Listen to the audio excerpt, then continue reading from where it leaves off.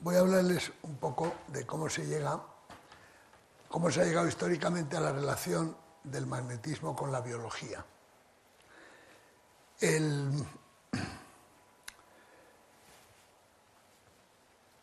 Desde la más remota antigüedad se sabe que hay unas piedras en la superficie de la Tierra que tienen la propiedad de atraer al hierro. Es la piedra imán. Aquí tienen un dibujo que representa al llamado Pastor Magnes. Digo el llamado Pastor Magnes en el sentido que era una leyenda que recoge el historiador Plinio el Joven, contando a su vez una historia del poeta griego Nicandro, según la cual un pastor que se llamaba Magnes se quedó muy sorprendido al ver que un bastón que tenía de hierro se quedaba, como ven aquí, pues pegado a una piedra, en una roca situada en la falda del monte Ida. Dice que desde ese momento se conoció la piedra esta como la piedra de Magnes, que tenía el poder de atraer al hierro, y es lo que es la magnetita, el nombre que hay, que es un mineral que es muy abundante en muchos puntos de la Tierra, concretamente en Asia Menor, que es donde parece que realmente, salvando la belleza de esta historia, pues surge el nombre, ¿no? Como una piedra abundante en Magnesia, que era una región del Asia Menor. Entonces,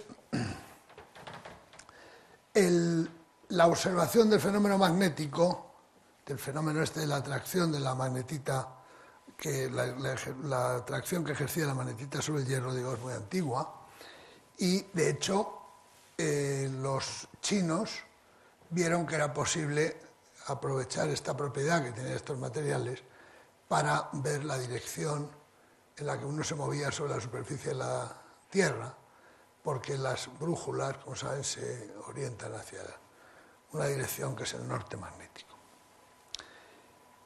Cuentan que en uno de sus viajes, Cristóbal Colón, estuvo a punto de tener un motín en su barco, porque estaban ya los marinos hartos de navegar, y que les entretuvo enseñándolos, les hizo pasar un rato de distensión, mostrándole cómo, poniendo una aguja en corchos en un tonel con agua, pues se orientaban todas en el campo magnético terrestre. Esto es una cosa antigua. Bueno, tan antigua como era en el siglo XV, exactamente en la misma época en que la misma época que Colón iba a América, unos años antes, unos años después, al final del siglo XV, un médico suizo, se llamaba Paracelso, pues convenció a mucha gente de que los imanes, que eran capaces de atraer cosas, podían también atraer las enfermedades. Y Paracelso aplicó su terapia, que era acercar imanes a personas enfermas, con la idea de extraerles con el imán la enfermedad. Bueno, esto tuvo, como ustedes pueden comprender, en esa época, y en esa época quiere decir que todavía el desarrollo de la cultura científica no había comenzado, pues tuvo muchos seguidores Paracelso. Es curioso porque 2-3 siglos más tarde, en el siglo XVIII, exactamente en Austria, un jesuita, Hell, aprovechó que se habían descubierto ya unos nuevos imanes, porque claro, los imanes naturales, esta magnetita, que es la piedra imán, que es un óxido de hierro, pues tiene una imanación de saturación relativamente pequeña comparada con los imanes que usamos hoy. O sea, 0,4 teslas, vamos a decir, o 0,5. Mientras que los aceros pues pueden tener 1,8 teslas, es decir, factor 4 o 5 más grande. Entonces, cuando se descubrieron estos imanes, pues volvió a resurgir esta filosofía de Paracelso en esta persona que aquí tienen dibujada, que vamos, su imagen, que es Mesmer. Todos han oído hablar probablemente del magnetismo animal, del mesmerismo. Mesmer fue hombre muy curioso, porque era amigo de este jesuita Hell, que empezó a hacer lo de los imanes. Cuando se descubrieron imanes nuevos, volvió a intentar hacer unas terapias con imanes, y este amigo de él, que era más listo, más listillo, pues hizo toda una teoría de la cual se explicaba que dentro del ser humano había unas corrientes magnéticas, y que lo que hacía con los imanes era canalizar esas corrientes. Hablaba de un fluido supranatural que existía dentro de todos los cuerpos, era lo que se diría en lenguaje de hoy un rollo tremendo y tal, pero que convencía a mucha gente y que aplicaba imanes y curaba. Y esto, el trabajo de Mesmer, que se centra al finales del siglo XVIII, entre 1770 y 1790, cuando la Revolución Francesa, además tiene una vinculación enorme con aquel proceso, como verán ustedes, pues este trabajo de Mesmer se propagó por toda Europa, y Mesmer tenía fama de ser una especie de mago que llegaba y curaba las enfermedades con los imanes. En una ópera de Mozart muy conocida, que se llama Così fan tutte, pues hay un momento en que salen una señora, la doncella, con un imán debajo del traje para curar a unos señores que se habían querido suicidar. Quiero decir y todo decía que con el imán iba a curar esto, era la influencia de Mesmer, ¿no? El siglo de las luces, que es el siglo, paradójicamente, en que este señor pues, hizo sus teorías, pues quiero decir que es curioso, ¿no? Es paradójico que un siglo se llamó de las luces, pues fuera donde el ambiente histórico en que una teoría así pues cobró tanta importancia.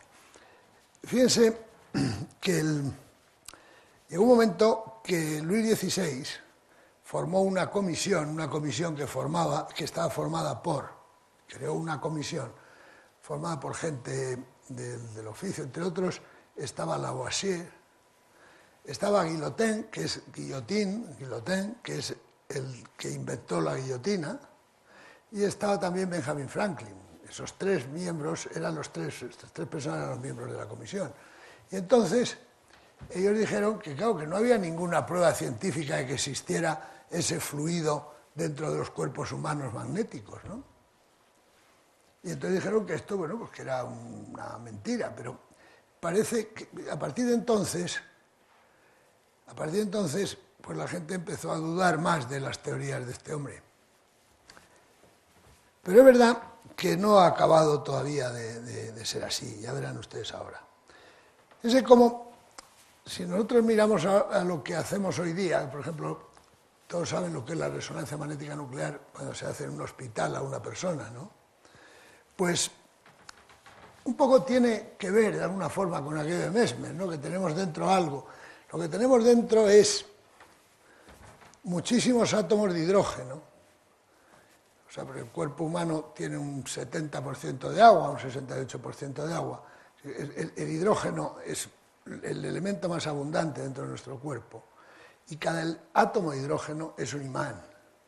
Entonces, la resonancia magnética nuclear hoy día se emplea para saber cómo estamos por dentro, con muchas ventajas respecto a la típica radiología de rayos X, etcétera, puesto que no utiliza radiaciones ionizantes. Quiero decir con esto que quizá lo que decía Mesmer, que eran todas unas locuras tremendas, pero algo había, que es verdad que tenemos algo magnético dentro, ¿no? Es el agua, como ha habido un momento que se ha desarrollado, hace unos años, la capacidad de poder ver cómo está el estado de salud de una persona. Y es todo por el magnetismo que tienen los átomos de hidrógeno, que, insisto, son los átomos más abundantes dentro de un cuerpo humano. O sea que Mesmer, algo, aunque sin querer casi, pero algo de lo que decía, se puede salvar, ¿no? Aquí tienen lo que hace la resonancia. La resonancia, en definitiva, lo que hace es aplicar un campo magnético y todos los átomos de hidrógeno se ponen a dar vueltas, a precesionar en torno al campo los momentos magnéticos de los átomos, y esa precesión, al cabo de un cierto tiempo, se amortigua, como ven aquí. se amortigua. Entonces, ese tiempo de amortiguamiento depende de lo que tiene alrededor el átomo. Entonces, cuando hay algo en un tejido que es distinto que lo normal, pues ahí el tiempo de relajación cambia y entonces se puede detectar algo y eso se puede llegar a hacer óptico, óptico en el sentido gráfico, que se puede ver con los ojos, con un software adecuado, ¿no? Y entonces se pueden ver unas imágenes perfectamente nítidas, como saben ustedes, con la resonancia. Quiero decir que, no sé cómo, pero que, bueno, que de alguna forma esto nos hace, pues, nos prohíbe reírnos mucho de Mesmer, porque él no tenía ni idea de esto, pero el hombre intuía por dónde iban las cosas. Es verdad que después de la labor aquella que hizo la comisión, formada por estas tres personas, pues alguien dijo, Jefferson dijo, ya se ha acabado ese rollo del magnetismo animal y todo esto. Pero sin embargo, en el año 2014 se obtuvo esta fotografía que mandó un amigo que ponía aquí, Camille Coco, magnetisme, hypnose. O sea, que sigue creyendo la gente en el magnetismo y la hipnosis. Ahora, algunos estudios han mostrado que lo que hacían estas personas, pues era realmente hipnosis. O sea, que era, por supuesto, que curaban enfermedades curables con la hipnosis, pero no eran con los imanes, sino que eran con lo que cuentan. Bueno, todos saben que, efectivamente, el funcionamiento de las neuronas de cada uno pues, está vinculado con la química con las enfermedades y todo esto, ¿no? Muy bien. Yo les iba a poner hoy dos ejemplos de trabajos un poco pues, parecido a lo de la resonancia magnética nuclear, algo que hoy se sabe, es decir, podríamos distinguir dos ramas. Una es el magnetismo que hablo, cuando se habla coloquialmente qué magnetismo tiene esta persona, o esto tiene un atractivo magnético, y todo está vinculado, eso está vinculado con Mesmer, con la psicología, lo que se llama el magnetismo. Y luego hay un magnetismo que es el magnetismo de verdad, el magnetismo científico, duro, ¿no? Y ya digo que en alguna ocasión pues, se puede encontrar algún paralelismo. Yo les quería contar dos ejemplos a día de hoy de magnetismo fuerte, ¿no? De magnetismo de verdad, que son dos aplicaciones. Una es lo que se llama en el tratamiento del cáncer, las investigaciones que se hacen mediante el método que se conoce como hipertermia, y el otro es el estudio que se ha hecho ahora en el instituto nuestro recientemente de utilización de un fenómeno magnético, de materiales magnéticos, para medir presión arterial en trasplantes, en zonas que la arteria se ha sustituido por una prótesis, ¿no? Vamos a empezar hablando de la hipertermia. ¿Qué es la hipertermia? Pues la hipertermia está basada en lo siguiente, es una especie de, es una investigación sistemática, seria, rigurosa, sobre una especie de terapia de cáncer que sea selectiva. Entonces se trata de lo siguiente, se trata de conseguir subir la temperatura de las células cancerosas por encima de la temperatura en las cuales se produce lo que se llama la apoptosis, que es la destrucción de las células tumorales, que es por este rango. O sea, a 36 grados centígrados es como están todas las células nuestras, están contentas, y a 41 grados centígrados pues también, ya están un poco calientes, pero vamos, todos hemos tenido alguna vez 41 grados, nos ha faltado un poco y aquí estamos. Pero ya a 46, ya en la zona roja esta de termoablación, pues ya se ve que por ahí las células se mueren. Entonces, en este rango, las células cancerosas se destruyen, hacen lo que llaman apoptosis, entre 41 grados centígrados y 46 grados centígrados. Entonces, lo que se trataría, como comprenden ustedes, es de llevar las células cancerosas a ese rango de temperaturas para que se destruyan, sin que produzcan la muerte de las células de alrededor. Esta es la idea. Entonces, ¿cómo se hace esto? Pues se hace por un tratamiento que se llama hipertermia, que puede ser hecho o globalmente en una persona, o bien, aquí se ve que en un cáncer de pecho, en lo que se llama local, ¿no? Hacer una... ¿Cómo? ¿Y en qué consiste esto? Aquí está la idea.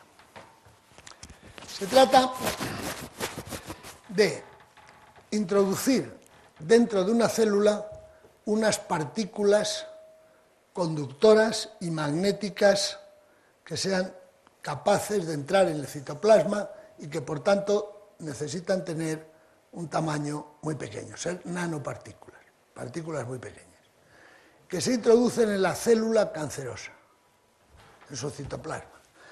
Y en esta situación se les aplica un campo magnético alterno que produce una emanación, una perturbación del estado de esas partículas, de forma que esas partículas, por esa acción que les ejerce sobre ellas el campo, desprenden calor. Y al desprender calor, el medio donde están, ese calor lo absorbe en forma de incremento de temperatura, dependiendo de su capacidad calorífica. Y ese incremento de temperatura hace que, según vaya subiendo, se pueda alcanzar la apoptosis, que es la muerte celular. Esta es un poco la idea esencial que les quiero decir. O sea, que aquí está escrito, es una introducción de nanopartículas magnéticas en un tumor que al calentarse por medio de un campo magnético alterno producen la muerte de esas células. Entonces esto, como ven, se tiene que aplicar en unas condiciones en que tanto la intensidad del campo magnético externo como la frecuencia pues no dañen al resto del organismo. Entonces es evidente que esto no se sabe a priori y hay que hacer pruebas, y entonces han hecho pruebas con pruebas clínicas y se sabe que cuando el producto del campo magnético por la frecuencia, que está aquí, es inferior a este valor, pues no nota uno nada. Esto se sabe porque si le aplican a uno un campo magnético con intensidad creciente y frecuencia creciente, llega un momento que uno dice que nota molestias, nota como calambre, entonces por debajo de eso pues está bien.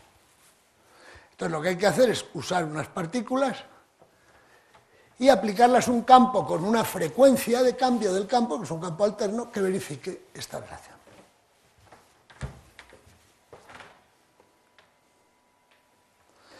Claro, las partículas que introducimos en una célula tienen que tener las siguientes propiedades. Primero, que sean biocompatibles, porque estamos metiendo unas nanopartículas que son venenosas para el organismo, pues estamos haciendo una cosa mal, es decir, peor el remedio que la enfermedad. Lo primero es que sean biocompatibles. En segundo lugar, elegir las dosis, porque no es bueno meter partículas en ninguna célula, hay que meter las dosis adecuadas para que su eficiencia calorífica sea suficiente, pero no pasarnos, porque si ponemos más, pues ya no merece la pena, hay que buscar una optimización de la dosis. Que es lo mismo en los dos puntos aquí, ¿no? Entonces lo que es importante es poner las menos partículas posibles, pero que produzcan un efecto térmico grande. Entonces, ¿cómo se hace eso? Pues hay que hacer experimentos, ¿no? O sea, ¿cómo se puede medir la eficiencia térmica de unas partículas? Pero lo primero que hay que hacer con las partículas es su caracterización, su ciclo de histéresis, es decir, cómo esas partículas se comportan al aplicarle un campo magnético, tienen un ciclo de histéresis, cómo estas partículas al disminuir su tamaño cambia el ciclo de histéresis, porque claro, una partícula muy pequeña ya no tiene el ciclo ese de histéresis magnético, es decir, una partícula muy pequeña se hace superparamagnética, ya no tiene histéresis, ya calienta menos, porque todo el área que hay dentro de esta región azul es en cada ciclo calor que se desprende, ¿no? O sea que hay que jugar con los tamaños. Si uno pone un tamaño muy pequeño, dejan de ser magnéticas. Pero claro, es muy bueno que tengan tamaño pequeño para que entren mejor en la célula. Entonces, comprenden ustedes, ahí hay una serie de compromisos que hay que estudiar. Entonces, hay dos formas, dos teorías, pero yo no sé si esto está bien puesto aquí, sí, a ver si está así, justo. Hay dos maneras de que cuando se aplica un campo alterno funcione una partícula con momento magnético. El momento magnético es lo del norte y el sur, es la flecha, ¿no? Cuando aplicamos un campo magnético alterno, puede ser la flecha la que gire, que es lo que se ha visto aquí primero, o bien que gire toda la partícula. ¿Se entiende bien, no? Todos hemos visto un imán al aplicar un campo que gira. Pero hay veces que no se ve porque la imanación, que sobre quien actúa el imán, se sale del campo magnético, se sale de la dirección esta y no se ve. Pues entonces se ha calculado cuánto vale el calor que se desprende según gire la emanación sin moverse la partícula o que gire toda la partícula. Creo que se llama esto Brown relaxation, que son palabras técnicas para una cosa tan sencilla como la que acabo de decir. Entonces un poco esta es la idea, cuando aplicamos un campo alterno sobre una partícula, el momento magnético de la partícula hace eso que está pintado ahí arriba, está precesionando por arriba, luego baja, sube y baja, y es lo que hace aquí el ciclo. Es claro que a medida que aumenta la frecuencia del campo aplicado, el ciclo de histéresis aumenta el calor, es decir, todo esto que no tienen ustedes por qué entrar en el detalle, pero sí lo que quiero es manifestarles que hay una serie de dificultades de elegir qué partículas son las buenas, que es un poco lo que se trata el trabajo que se ha hecho aquí, ¿no? Pues entonces se puede definir un poco, tener una idea aproximada de lo que es el SAR. El SAR, este famoso, es el ritmo al que la energía que la partícula desprende por el efecto del campo, el campo suministra una energía, la energía la absorbe, las partículas absorben esa energía, en qué medida esa energía que las partículas absorben y remiten es luego absorbida por el cuerpo humano. O sea, es la fracción de energía del campo que pasa a aumentar la temperatura del cuerpo humano. Y esto es un problema, bueno, aquí están definidas las magnitudes, pero es algo que para hacerlo bien pues hay que estudiar. Entonces tenemos que tener cuidado, insisto, en no superar estas temperaturas de aquí, no llegar allá arriba, porque allá arriba el daño sería irreversible. Y tenemos que calentar, pero hasta una cierta medida. Y tenemos que hacerlo usando el menor número posible de partículas para que no haga daño al cuerpo humano. Bueno, pues entonces, aquí está un trabajo que se ha hecho por este grupo, que es estudiar en partículas de gamma hierro, de óxido de hierro, estudiar bajo campos magnéticos cómo, en función de su tamaño, de su concentración, de su coating, el coating es el recubrimiento, cómo cambia esa capacidad de absorber en temperatura, calor, en aumentar la temperatura del cuerpo humano.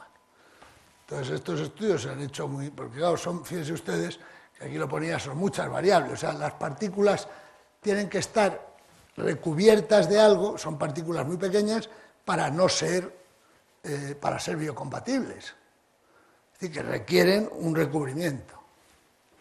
Entonces hay que hacer bien el recubrimiento y claro, según sea el recubrimiento, pues luego eso afecta en su capacidad de calentar o no calentar. Aquí tienen unas gráficas bonitas de cómo son las partículas. Fíjense que estas fotos están hechas, lo que se llama, imagino que esto funciona aquí, sí. Están hechas en microscopía, que se llama de alta resolución. Aquí ven, si se fijan ustedes, no sé si se verá desde ahí, se ven unas rayas, así en esta dirección negra, que son los planos atómicos, ¿no?, de la nanopartícula. La nanopartícula, pues son nanopartículas que tienen este tamaño, fíjense, esta es azul, estas de aquí están en 6 nanómetros. 6 nanómetros, para dar una idea, la distancia entre un átomo y átomo es 0,3 nanómetros. Luego 6 nanómetros, si no me equivoco, son 20 átomos, ¿no?, lo que ocupan. O sea, son partículas que tienen 20 átomos de 5, estas de aquí, ¿no? Estas son un poco más grandes y estas más grandes, estas están centradas en los tamaños. No, es imposible hacer todas las partículas del mismo tamaño, por eso cuando se procede a hacer por métodos químicos nanopartículas, siempre existe una una cierta dispersión de tamaños, ¿no? Pero de todas formas se ve que pica muy bien aquí en 6, en 9 y aquí en 13, ¿no? Entonces es uno de los... Estos son los rayos X de estas nanopartículas, estos cómo se aglomeran, ustedes cómo se tienden, a pesar de tener coating, o sea, un recubrimiento, las nanopartículas tienden a aglomerarse. Y claro, el que se aglomeren o no se aglomeren también afecta la capacidad que tienen de comunicar el calor, ¿no? Es decir, que hay una cantidad de variables enormes para hacer estudios básicos sobre esto. Y tienen datos sobre tamaños de partículas y lo que se llama el radio hidrodinámico. El radio hidrodinámico de una partícula no es el diámetro hidrodinámico no es el diámetro de la partícula, sino es el diámetro de todo lo que la nanopartícula ocupa, es decir, lo que separa a las demás. O sea que una partícula que no separa a las demás tiene un diámetro hidrodinámico mucho más grande que ella porque se juntan muchas, ¿no? O sea, una manera de medir la segregación. Bueno, entonces, a ver si... No quiero entrar en más detalles. Un hecho experimental importante aquí es que depende mucho el calor del medio. Mire, en este caso, aquí las partículas en agua, por ejemplo, nanopartículas disueltas en agua en laboratorio, cuando le aplicas el campo se dan los dos tipos de cosas. Es decir, gira toda la partícula y gira la emanación, pero gira también toda la partícula. Sin embargo, cuando la viscosidad es muy grande, como sucede aquí con el agar-agar, en la siguiente foto, ven que la partícula no sigue, ¿no? La partícula se queda fija por la viscosidad del medio. Entonces, claro, el calentamiento que se produce aquí es mayor que el que se produce en este otro lado. Es decir, que el calentamiento también depende mucho de la viscosidad del medio en el cual se encuentran las nanopartículas. Hay que buscar nanopartículas que sean capaces de moverse en el medio que es el citoplasma, ¿no? Con la viscosidad del citoplasma. Bien. Bien, seguimos con esta... claro, aquí hay un punto que es con el que voy a acabar esta parte, que es interesante, como verán ustedes, que es, bueno, si no se puede subir la temperatura, ¿cómo podemos hacerlo? Entonces se les ocurrió a un grupo que yo creo que está por aquí escrito el trabajo, ahora si le veo aquí, este trabajo, sí, este. Bueno, pues utilizar, en lugar de gamma hierro, o sea, la composición de las nanopartículas, usar esta composición tan extraña quiere decir para quien no está metido en este mundo, que es lantano estroncio manganeso 3. Pero bueno, esta es una composición muy extraña, pero que primero que es magnética y segundo que tiene una propiedad importante, y es que tiene una temperatura de Curie que está justo en el rango de temperaturas para las que las células tumorales mueren, pero todavía no ha llegado a matar a las vivas. ¿Qué quiere decir? Que si usamos estas partículas con un campo magnético, ellas están produciendo calor hasta que llegan a la temperatura de Curie. Cuando llegan a su temperatura de Curie dejan de producir calor. Y entonces si su temperatura de Curie es inferior a la temperatura a la cual se mueren las células sanas, pues se pueden aplicar campos sin riesgo de llegar a la temperatura de las partículas sanas, porque cuando lleguemos ahí ya por mucho campo que le metamos a las partículas, no calientan porque ya están inactivas magnéticamente. Este es un trabajo muy bonito que hicieron un grupo del laboratorio nuestro, y bueno, hay gente también que ha publicado esto, y aquí pueden ver en detalle, con distintas técnicas experimentales basadas en difracción de electrones, cómo las nanopartículas, que son lo negro, se meten en una célula. Esto es una célula, ¿sabes? Esto es una prueba hecha en laboratorio, en un cultivo celular, de poner partículas. Las células se comen a las nanopartículas. Las nanopartículas, como hemos visto, tienen tamaño de 6-10 nanómetros. Las células, como saben ustedes, son del orden de micras. Es decir, que en una célula, como esto es una célula, piensen en el citoplasma de la célula la cantidad de nanopartículas que entran. Y aquí se ven, bueno, esto es por variar los contrastes. con distintas técnicas, con campo brillante, con fluorescencia, cómo se puede ver perfectamente cómo las nanopartículas están dentro del citoplasma. Ese es el núcleo de la célula. En el citoplasma que todo esto está lleno de nanopartículas.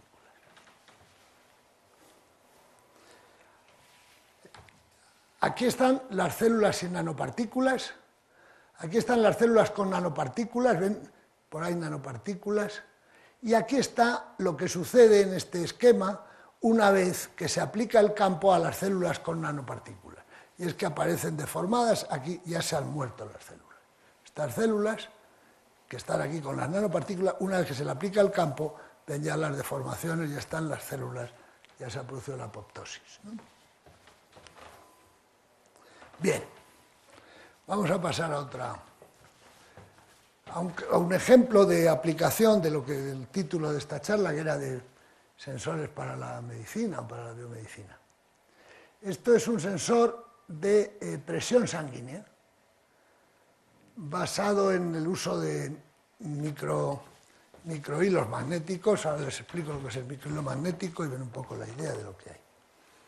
Esto es un microhilo visto al microscopio electrónico.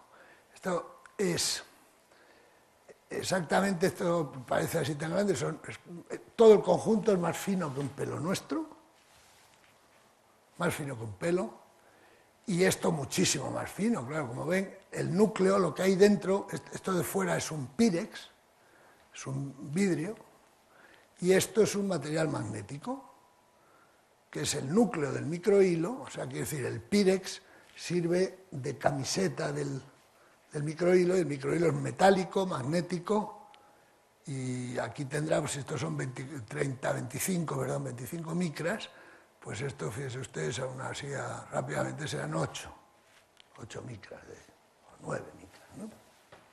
Muy bien. Este hilo, aquí tiene otra imagen de ellos, lo que es el núcleo y la cubierta, tiene unas propiedades que se llaman magnetoelásticas importantes. ¿Qué quiere decir propiedades magnetoelásticas? Pues quiere decir que ese hilo magnético, cuando le aplicamos un campo magnético, la emanación que adquiere depende de la tensión mecánica que esté actuando sobre el hilo. Si el hilo está aquí suelto y le aplico un campo magnético de 8, adquiere una emanación de 5. Pero si ahora le estiro, le tengo bajo tensión, y le aplico el mismo campo magnético de 8, ahora la tiene de 9.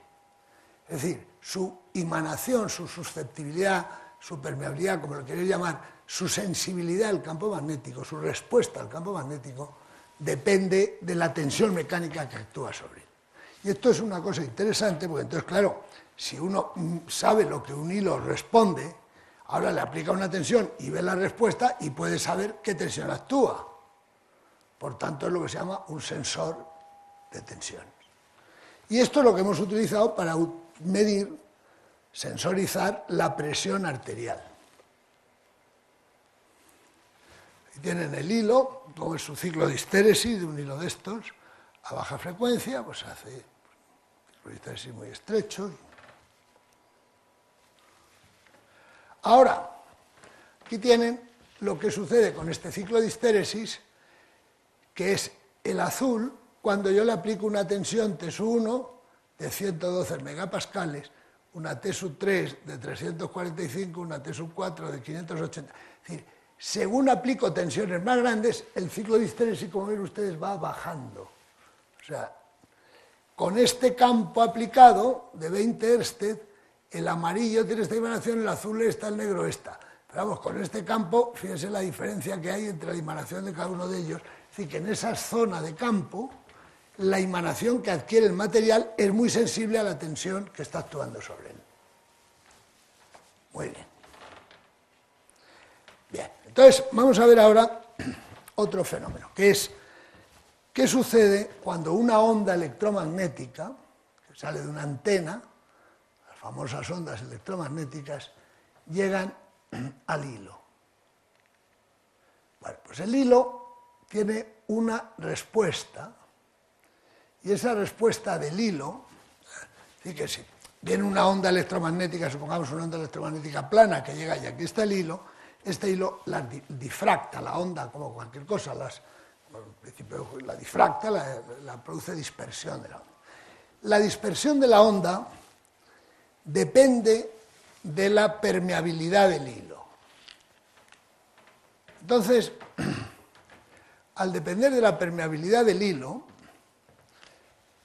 si ahora le estamos aplicando al hilo una tensión, la dispersión será distinta porque ha cambiado su permeabilidad, su propiedad magnética, la dispersión será distinta que si no aplicamos la tensión. Vamos a ver si tengo aquí alguna gráfica más sencilla. Bueno, entonces esta es la idea que tenemos que tener. Llega una onda, o sea, imagínense que tenemos, ahora veremos el ejemplo aquí con mucho detalle, una antena que emite una onda, aquí está el microhilo y aquí hay otra antena que detecta la onda. Si aplico una tensión, lo que llega aquí a la antena detectora es distinto que si no aplico la tensión, porque ha cambiado la propiedad dispersora del hilo, esa es la idea. Entonces, esto es lo que se hace en las endoprótesis de la aorta en la zona abdominal. Esto, como ven, esto es una prótesis, ¿no? Una prótesis que tiene un aneurisma, o sea, aquí en azul esto está el aneurisma de la aorta, y entonces lo que se hace es, para suplir, para curar ese aneurisma, ese ensanchamiento, se introducen estas prótesis que son tubos que van por ahí. ¿Qué es lo que es inaccesible para el médico? Lo que es inaccesible para el médico es, una vez que ha hecho la introducción de esto, que se hace por la ingle, o sea, que no hacen... Es una cosa muy impresionante porque no tienen que hacer ningún tipo de cirugía agresiva. Pues esta zona que está dentro de lo que era la arteria antigua no es susceptible de saber qué tensión hay. Y si no es susceptible de saber qué tensión hay, quiere decir que no es fácil saber si por aquí existe alguna fuga de sangre, que en lugar de ir por ahí, se va acumulando en la región que hay entre el aneurisma, entre la aorta antigua y en la prótesis. Porque lo que hacen es meter la prótesis dentro del aneurisma, de lo que ha sido el aneurisma. Entonces ahí es difícil saber si hay pasado. Aquí lo veis. Más o menos este es el aneurisma, aquí está la prótesis, ¿y qué pasa si aquí se va acumulando sangre por ahí dentro? Pues claro, pues se pierde tensión, entonces ¿cómo se mide esa tensión? Tienen que volver a meter otro catéter y un cisco del demonio por aquí, ¿no? Porque tiene otro catéter que tiene que entrar por aquí. Bien. Entonces nosotros propusimos en el laboratorio esta cosa, que es, aquí se ve, estos son unas bobinas que crean un campo magnético alterno de baja frecuencia. Y estos son dos antenas que están, una de ellas emitiendo una onda electromagnética y la otra midiéndolo. Entonces la idea es, en la prótesis, cuando se coloca la prótesis lleva un microhilo de estos, como les he enseñado a ustedes, enrollado así como un anillo. O sea, enrollado en el tubo, coges un microhilo y lo enrollas. Bien, entonces cuando ese hilo, cuando la prótesis está teniendo movimiento de sístole y diástole, o sea, cambios de presión, está cambiando la presión que sujeta el hilo y está cambiando la manera en que el hilo dispersa la onda. De tal manera que se podría llegar a medir bien cuál es la tensión respecto a un patrón, midiendo la señal que da el hilo. Esta es la idea que hemos hecho aquí. Aquí está medido, aquí ven los experimentos del laboratorio. Estos experimentos se hacen en un circuito. Este es un circuito donde viene, aquí está la prótesis con el hilo, y por aquí viene, esto está alimentado por lo que se llama un corazón artificial, que es el que está bombeando a una presión. Los corazones artificiales funcionan muy bien, lógicamente, y así que se puede medir muy bien la presión y se puede cambiar. O sea, el hilo magnetoelástico está enrollado ahí en la prótesis como un... Yo creo que habrá alguna fotografía que se puede ver mejor esto.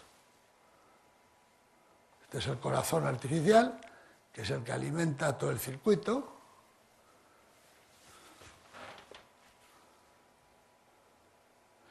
Aquí lo tiene otra vez. Bueno, ahí se puede ver un poquito, fíjense, esto es ese tubo blanco que atraviesa así perpendicular a los carretes.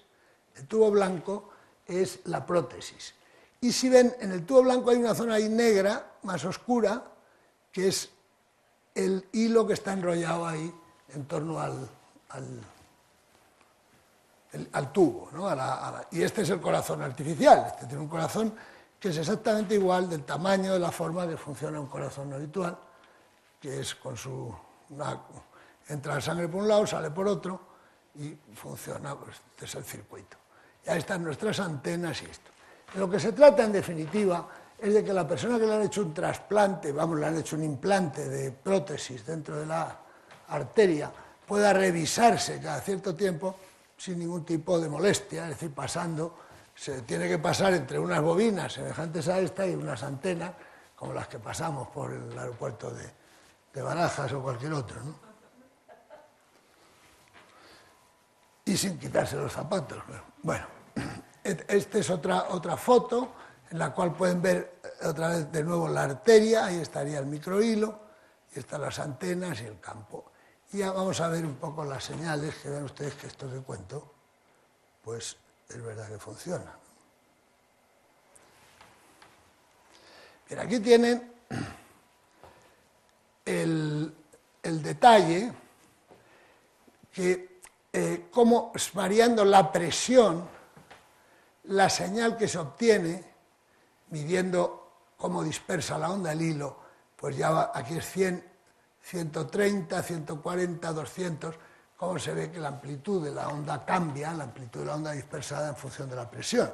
En definitiva, lo que queremos es tener algo que midiendo la onda sepamos la presión, ¿no?